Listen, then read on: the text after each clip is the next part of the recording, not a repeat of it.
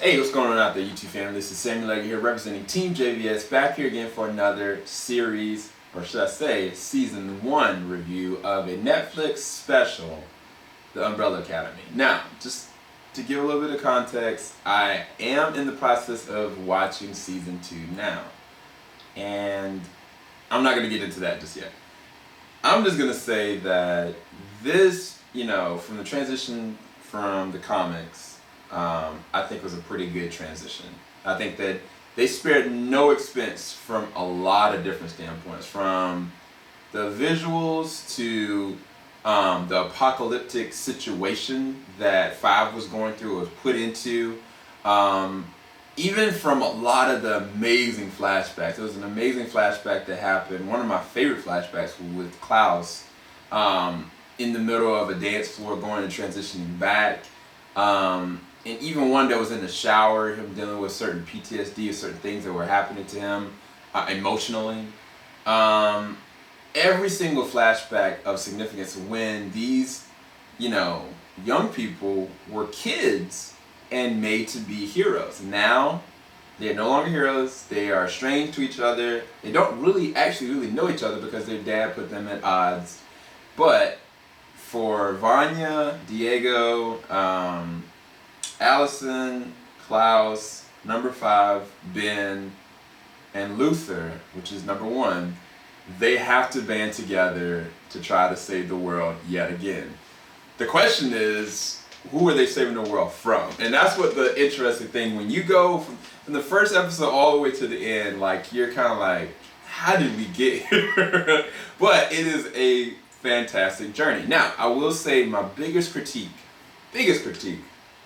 so the first episode was okay, moderately, but the second and third episodes really do take me out of the story. I actually watched this a long time ago, and I looked at the second episode, looked at the third episode, and at the time, another show was going on at the same time called Doom Patrol.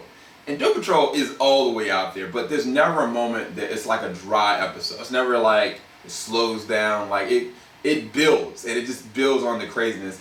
This is a slow burn. The transition from 1 to 4 are very slow burn episodes. But eventually it starts to get its stride around the 4th episode. And if you can get past to the 4th episode, you're going to see something really special. From a superhero element, from an emotional element. There are certain moments that are emotionally resonant. Like a character like Diego, who has the ability of being able to use knives and curve objects to the way, in whatever trajectory he wants. But you would never know he had a really bad lisp. You never know that he had a really specific relationship with his mother, who actually isn't even his mother.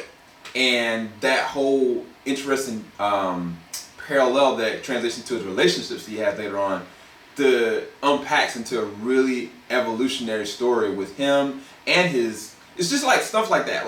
Every single character has something to unpack eventually. But the most fascinating of them, if you look at from the first episode until the last episode, Ellen Page's Vanya, it is very insane. To the level that I just was kind of like, what is really going on?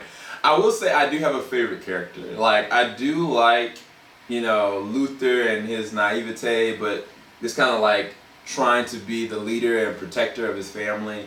I do like Allison in different regards, from the emotional resonance she has with dealing with the circumstance she dealt with being in the limelight, also with her child and things that were happening there.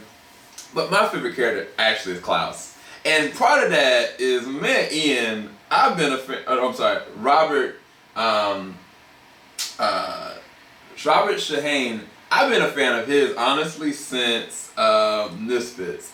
I thought that he was one of the best actors in Misfits. I thought that there was another show he was in, I think it was called Love and Hate. I thought he did an amazing job of that. He can act, he really can act. But in this one, he just nails the character class. He actually is my favorite character. Because it's not just he is a substance abuse user. He has this sensation with pain and his connection to it and why. But more deeper than that, he is a very vastly different character than the rest of them but he also is very essential too. And none of them, including himself, even understands that. And I think that just watching that unpack and watching him just nail the character. So, oh my gosh, like, his character is insane. He's insanely funny, but he really is actually messed up in the head. But then he cares a lot too. Like, he deals with what most people deal with, which is temptation and his own hubris and his own issue within himself and his upbringing. Which, that's one of the other things that I find very fascinating about this one, is these kids' upbringing.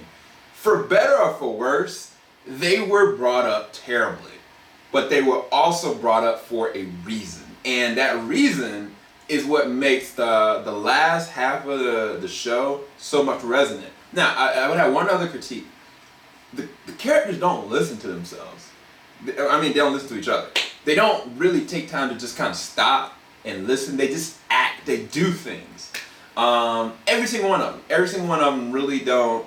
I think that there is a moment that towards the transition, one of the characters gets manipulated really bad. Like, to the point that I was kind of like, I feel like there's a critique there that I want to bring up, but I can't bring it up in this because I want you guys to watch the first season. But there's one character that's manipulating one of the main characters, and I can't perceive to understand what that character's end game was. Because the way that arc rounds up, it does definitely lead to something, but it's fleeting in the character's purpose. Why they did what they did. Why they did all these different actions. I understand how it started. I understand the inception behind it. I understand the creation of the character that, manipulates this other main character. But it felt like there was more to it than that. It felt like there was really something else there that I don't think that the end of this season really brings that. I feel like there's more to it. I don't know how to really explain it, but there's something more to unpack there.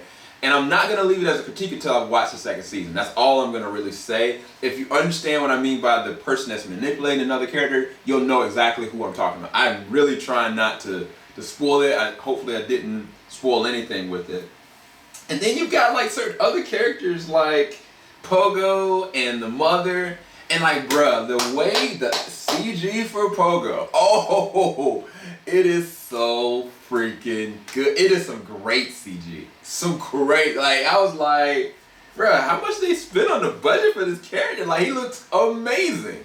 And then, the crazier thing with that was with the mothers that both of these characters are emotionally and mentally messed up because of what the main doctor did. And the other thing about it is that just like the person that was manipulating the main character, the dad, I understood why he did certain things, but at the end of the day, there was something that was left on the very last episode, a little bit of semblance of his backstory, and it didn't necessarily add up, and it didn't answer any questions that I had, because 5 asked a really pivotal question about how this person, how his dad knew this one thing, and it still has yet to be answered. And that's why I'm saying it's hard for me to critique this because I don't know where this is leading to.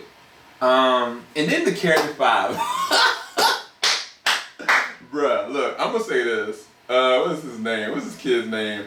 Aiden Gallagher as number 5. Bruh, he nailed it. Him and Robert as Klaus, they nailed it. Because the thing about his character, he is a grown old man playing in a young character's body.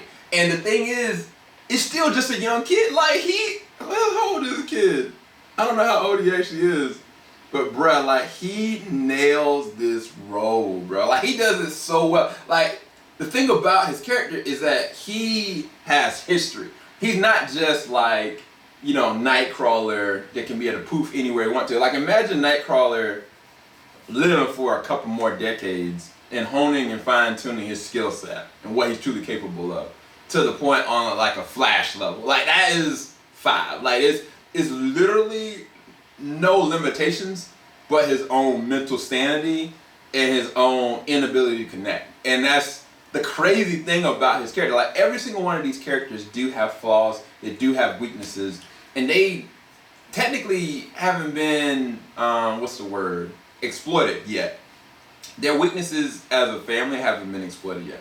But as far as the show, I really did enjoy it. Again, I have to critique certain choices characters made instead of just listening to each other. I didn't like the second to the third episode. It just kind of took me out of it. And I think that would hurt from any kind of normal person watching the show, especially when you got so many other shows going on. But if you can get to the fourth episode and go and continue forward, you're going to watch something very interesting and very thought-provoking. Ooh, and there's two other characters that I didn't bring up.